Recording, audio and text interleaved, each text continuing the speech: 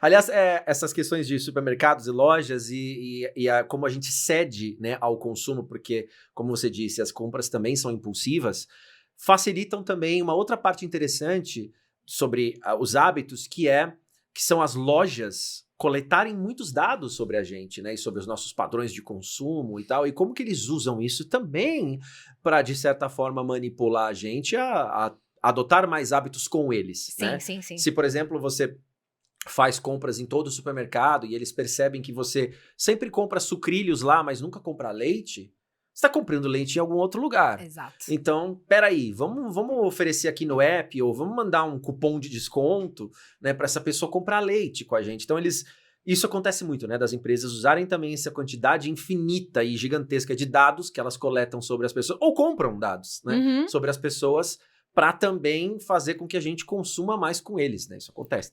São aqueles cookies, né? Quando a gente tá lá no site comprando alguma coisa, vem, você aceita os cookies e tal, trazendo até um exemplo interessante sobre isso. A minha irmã, outro dia, ela me ligou até pra falar disso, né? E ela tava muito em choque, né? Ela falou assim, a minha irmã me chama de Semi, né? Ela, Semi, eu tava no Instagram e veio uma propaganda de um anel maravilhoso de leopardo. E aí eu fui ver, era da Cartier. E assim, custava uma fortuna. Ela falou, eu não sei por que eu recebi por que eu fui impactada por isso. Daí eu virei pra ela e falei, o que você andou pesquisando dela? Já sei. Ela falou assim, eu tô namorando um brinco da Tiffany e eu tenho entrado direto no site da Tiffany pra ver o brinco. Lá. Mas como que a Cartier me mandou? Eu falei assim, Rebeca, dados. Eles compram dados. É isso aí. A gente não tem ideia do quanto a gente tá sendo monitorado, analisado e como as empresas exploram esses dados pra nossa jornada de compra, pra bombardear a gente com publicidade nos canais que a gente acaba usando, porque pra ela foi muito estranho ela receber um anúncio. Ela falou, eu nunca entrei no site da Cartier. Mas ela estava constantemente acompanhando o site da Tiffany para comprar o brinco que ela quer. Então, olha que loucura isso, né? Muito. E tem até um exemplo que ele fala no livro, né, da Target. Sim, muito que bom. É fantástico, que um pai, ele vai reclamar na loja, né, que é um absurdo, como que vocês estão bombardeando a minha filha de informações sobre produtos de bebê, fralda. Isso, né? Exato, e ele fica revoltado, ela é uma adolescente, tem 17 anos, né? E aí ele volta pra casa... Vocês querem que ela engravide? Né? Que absurdo! Exato, né? E aí ele volta pra casa, né? Conversa com a filha dele, depois ele volta pra loja e ele se desculpa, né? E aí ele fala assim... Desculpa, eu vim brigar com vocês, mas a minha filha, ela teve um acidente, ela realmente tá grávida, né? E tal. E aí aquele choque de como que... Ninguém sabia ainda que ela estava grávida, mas a loja, a Target, já sabia e já bombardeou ela com cupom. Então, como... Exato. É tão profundo esse estudo que eles fazem sobre a mente humana, sobre como a nossa compra funciona, nossos impulsos funcionam. Exato. E eles pegam e usam isso para vender. E como que as empresas conseguem usar isso sem ser de uma forma assustadora, né? Que ele traz esse exemplo no livro também, né? Ou agressiva, né? Nossa, os caras estão realmente... É feito sutilmente. Exato. Eles vão colocando. Então, o que eles...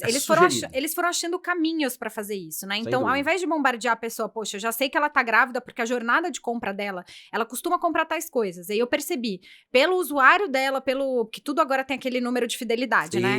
Então, eles linkam tudo aquilo e hoje com compra online, eles conseguem ver... coletar todos os dados.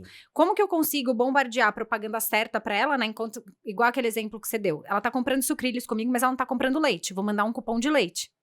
Né? Então, como que eles conseguem introduzir pra que fique de uma maneira natural? Perfeito. Então eu vou colocar aqui uma caixa de lenço, eu vou colocar um cupom promocional pro shampoo, e aí eu pego e coloco no meio um cupom pra uma fralda. Porque ela não vai perceber, né? Que eu já sei que ela tá grávida, apesar dela não ter informado pra ninguém, mas pela jornada de compra eu já sei que ela está grávida.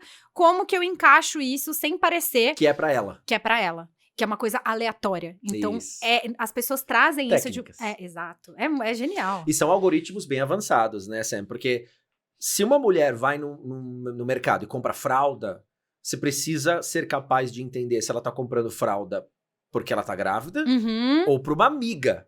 Pra um chá de bebê. Pra um chá de bebê. Exatamente. Sim. Né? Então, olha o nível de profundidade que esses algoritmos chegam, né? Para conseguir prever com bastante precisão se aquela pessoa tá grávida ou não e mandar as coisas certas, né? Então, para as famílias que têm crianças, chega a época de material escolar, aí um anunciozinho de material escolar com desconto, no meio, é o que você falou, de uma barraca de camping, que não tem nada a ver com... Exato, né? exato. Não, é incrível, assim, eu falo que isso até pra mim é um pouco assustador, né?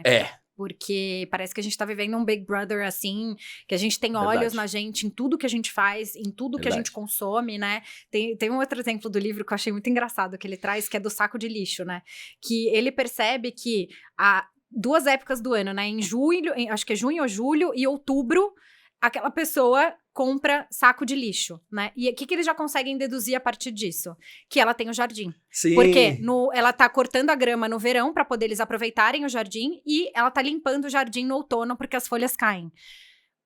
Assim... Propaganda de cortador de grama. Exatamente, né? Exatamente. Sim, realmente, é incrível, claro, a gente não pode negar que é incrível, mas eu concordo contigo, é um pouquinho assustador. E já acontece também de você, às vezes, estar conversando com alguém, né, e o teu celular tá lá do lado, e de vez em quando você pega o celular e aí vem algumas propagandas, assim, engraçadas de coisas que você estava conversando com alguém, isso eu já experimentei, tá? Não sei se você já experimentou isso também. Já, que você fala, que o celular escuta o que você fala? Exatamente. Sim. Também.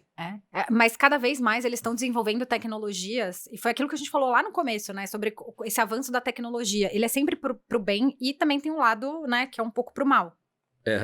E é isso, né, eles ouvindo as suas conversas, eles querem te conhecer a fundo, eles querem entender quais são as suas necessidades primordiais. O que te move a compra? Isso, exatamente. E eles vão usar isso da forma que eles puderem e conseguirem. Exatamente. Muita coisa interessante que esse livro traz de conhecimento pra gente, e mais pro final do livro, Sam, ele comenta que o resumo da ópera é que os hábitos permitem que a gente consiga fazer algo com bastante dificuldade no início, mas que com a repetição aquilo se torna fácil, até se tornar inevitável, né? E você deu um exemplo maravilhoso mais cedo, que foi do ato de dirigir, né? Como que as primeiras vezes a gente parece uns retardados lá, pensando em tudo, né? Planejando tudo, e como hoje, quando você entra num carro, você está pensando em tudo, menos no que você está fazendo. Sim. Né? E isso é revelador no sentido de que um hábito, além de ele ser inevitável, ele é poderoso, né? E como que ele toma, assim, conta das nossas vidas, muitas vezes sem que a gente controle, né? 100%. E eu acho que tem 2 coisas que eu queria pontuar aqui. Uma delas é as pessoas entenderem o poder da persistência, né? Porque muitas vezes as pessoas acabam desistindo, elas estão implementando um hábito novo e elas acabam desistindo antes daquilo se tornar fácil, antes daquilo se tornar automático, sendo que é só uma questão de você continuar e de você persistir, né? Por isso que eu acho que é tão importante essa questão dos pequenos passos, né? De você fazer as coisas aos poucos e ir implementando aos poucos, que nem, por exemplo, aquele exemplo que você trouxe do estudo com os obesos, que eles só tinham que anotar uma vez por semana. Isso. E como isso reverberou, né? E se você dá tempo para aquilo ser implementado, não tem como, você vai absorver aquele hábito novo, né? Mas você precisa ter o quê? Consistência, paciência e persistência. Perfeito. Muito importante mesmo isso. Eles dizem que nos livros, né, que é o segredo para que você tenha sucesso ou eliminar um hábito ou incorporar um hábito, né, ou até modificar essa persistência. Tem até uma analogia no final do livro que ele faz dos 2 peixes, que, né, que peixe, 2 peixes estão nadando e aí passa um outro peixe mais sênior, né, por eles e fala: bom dia, pessoal, como é que tá a água, né? E aí eles continuam nadando, aí depois um olha para o outro e fala: água? O que é água? Né? E aí ele, com essa pequena história, ele quer contar pra gente que os hábitos, eles fazem tão parte do nosso dia e a gente não tem consciência deles, que eles se tornam a água, na analogia dos peixes, né? Exato. E que quando a gente para e pensa e olha para eles, aí sim você consegue evidenciar que eles existem, né? Sim. Como quando você para e pensa na água, né? No caso dos peixes, né? E você falou algo muito importante sobre isso, né? Que muitas vezes o segredo começa em você tá fazendo esse desafio, né? Nessa autoobservação, em você justamente parar e olhar para a água, como se você fosse um desses peixes, né? Olha a água, ela tá lá. É que você faz parte do seu dia a dia, né? Você tá nadando nela. né? Mas você não olha para ela. Exato. Ou ela é inexistente, entre aspas, porque ela simplesmente existe, ela tá lá, né? E o simples ato de você parar e olhar para aquilo pode ser transformador. Né? 100%. Eu falo, né? Tudo começa no autoconhecimento e o primeiro passo para o autoconhecimento é a autoobservação, seguida de uma autorreflexão. Então você para, você observa, você começa a prestar atenção naquilo, você toma consciência. A partir do momento que você toma consciência, você reflete e você começa a refletir sobre aquilo. E nesse momento, você começa a sua jornada do autoconhecimento. Nesse momento, você começa a transformação. Porque tem aquele ditado que fala, né? Uma vez visto, não tem como desver, né? Não tem como não ver, Isso. né? E a autoobservação, eu falo também que é um superpoder. Porque você começa... Quando você vê coisas que você não via antes... Não tem como você voltar atrás e parar de ver aquilo. Então, por mais que naquele primeiro momento você não tenha uma mudança em relação àquilo, aquele efeito de você ver aquela realidade já aconteceu. De você trazer aquilo para o campo luz. da sua visão, né? Para a luz. Isso. Exato. Obrigado, para a luz. Muito Exato. interessante isso. Muito interessante.